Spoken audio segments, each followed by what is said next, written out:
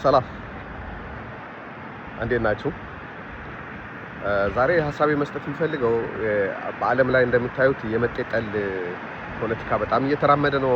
አንዳንድ ሀገሮች ላይ የፖለቲካው ዋና እምብርት ሆኗል። አሁን ለምሳሌ በጣሊያን ፖለቲካ የስደተኛ ጉዳይ ዋና ጉዳይ ሆኗል። አሁን ከአምስት ከስድስት ወር በኋላ ለሚደረግ ምርጫ ብዙዎቹ ፓርቲዎች የሚያነሱት ስለ ስደተኛ ብቻ ነው እና ስደተኛ እናስወጣለን፣ ስደተኛ አይገባም ምናምን ነው እና በስደተኛ ላይ ከፍተኛ የሆነ ጥላቻ የሚነዙ ፖለቲከኞች ተነስተዋል። ይህ ነገር ለማስተካከል ምክንያት የሚጠቅሱት ስደተኛው አይሰራም፣ ለሀገር ታክስ አይከፍልም፣ ከሰራም በጥቁር ነው የሚሰራው፣ ወይም ደግሞ በሌላ ሀገር በጣሊያን እንኳን አይደለም በሌላ ሀገር የሚነሳው ነው።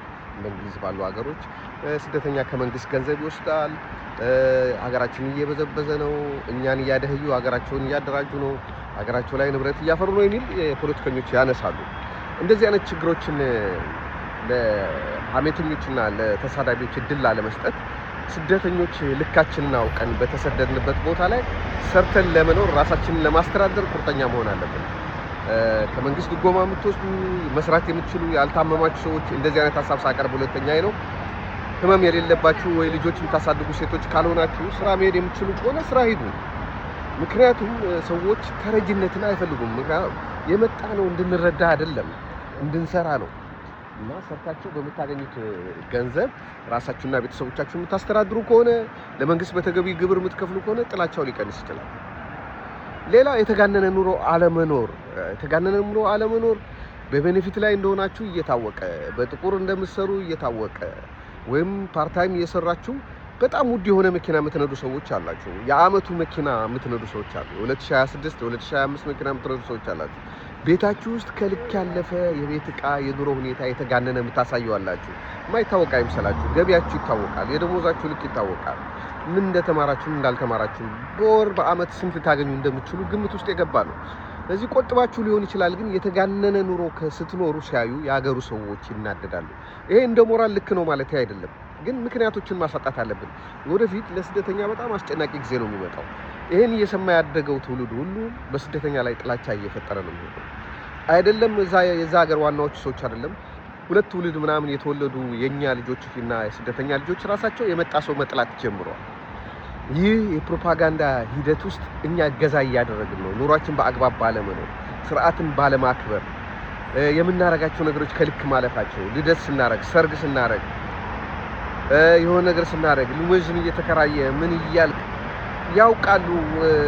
መንገድ ለመጠየቅ የሚያስችል እንኳን ቋንቋ እውቀት እንደሌለን አንዳንዶቻችን ግን ከልክ በላይ ራሳችንን ስናመጻድቅና የልክ ንጉስ ልሁን ስንል የሀገሩ ሰዎች እንደ እየተዘረፍን ነው እንዲሉ እናደርጋቸዋለን። ኑሮን በልክ መኖር በጣም ጥሩ ነው። በጣም የበዛ ነገር ከልክ ያለፈ የተጋነነ ነገር ማድረግ እዛ የሀገሩ ሰዎች ነን ለሚሉ ሰዎች ሀገራችን ውስጥ ምን እየተደረገ ነው የሚል ስጋት እንዲያድርባቸው ያደርጋል። ልክ በልክ እንኑር፣ አናጋንን ኑሯችንን፣ በአቅማችን ልክ እንኑር፣ ከእርዳታ እንውጣ። ከተረጅነት መጥፎ ነው። ራሳችንን ችለን እስከ ቆምን ድረስ እነሱን ስለማነካቸው በእኛ ላይ አምባጓሮ የሚያነሳ ሰው የለም።